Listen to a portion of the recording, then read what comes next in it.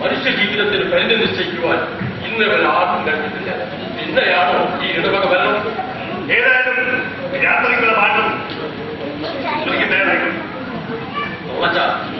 വെറും കൈയോടെയാണ് ഞാൻ ഇങ്ങോട്ട് വന്നത്. അങ്ങനെ തന്നെ പോകാനും ഞാൻ ആഗ്രഹിക്കുന്നു.